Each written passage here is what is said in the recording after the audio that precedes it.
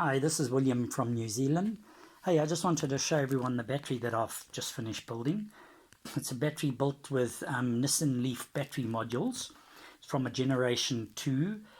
Came out of cars probably about 4 years old. And they're still in a pretty good state of health. Guess they would still be probably 90% good, although they're 3-4 years old. I'll just take the cover off just so we can get a closer look. I've just got a cover on with obviously the stickers on and bits. Basically I've got 7 stacks there, which are 7 in series. Each of those 7 stacks consist of 9 modules, which themselves have each one has 2 in parallel, 2 times 4 volts. So to not get too complicated, it's basically 7 stacks, each of 8 volts, which is approximately 56 volts. I've got a Batrium system, BMS monitoring system, which is monitoring and balancing. It doesn't do the charging, but it actually controls the balancing as it's charging through. It's a new Watchman 4. There's it's hiding away in the back there, Wi-Fi controlled, plug and play, pretty easy to stick on and connect up. Comes along, I got this from Australia with a set of 7 leaf mons. The leaf mons are actually the cell monitors themselves. It's actually a dual-ended monitor, which is made for the Nissan Leaf battery. There you can see it sticking on there. I've just got a few plastic caps just so it doesn't short out easy. But it's daisy chained from one to the other. You can see how it actually fits onto the width of the cell, so it's very nice plug and play to the Nissan Leaf modules. The buzz bars, I've used a 25 by 3.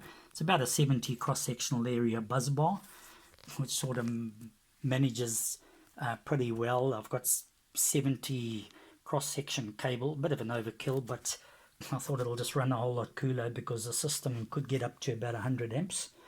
The shunt very cleverly manages the charge and discharge of the system, so you don't have to worry about it overcharging or undercharging. I've got a solar system that had just been installed, a Solax.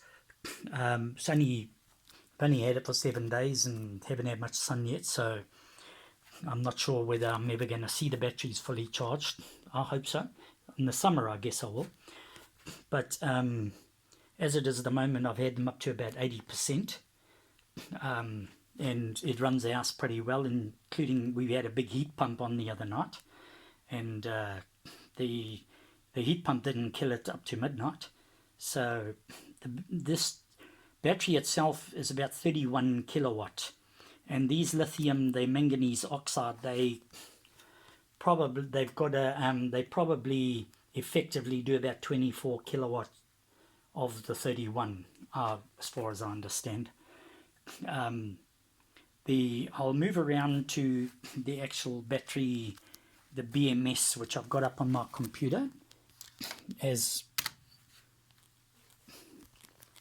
it's got the chart there, you can see that the cells have been all nicely balanced.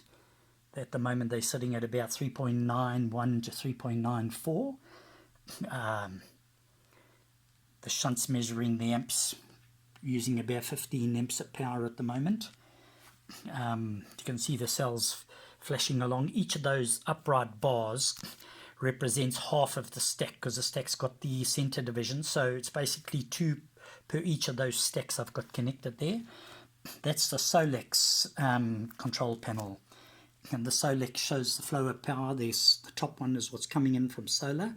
It's got a bit cloudy now, there's not much sun. The battery's feeding a bit back to the house at the moment, and the house is using about 2.4 kilowatts. So yeah, it's all cruising pretty nice. It's all plug and play, and it's a fun project. I think it takes a bit of logic and common sense to set it up. It's nothing sort of, everything is really plug and play to it, and I guess it takes just a bit of reading up. And yeah, I'll do another one in a week or two's time when we've had a bit more sun and I can really assess how it's going. I'm also working on the moment of building a 50 kilowatt battery to be able to handle any sort of conditions. This is William from New Zealand, and thanks for watching.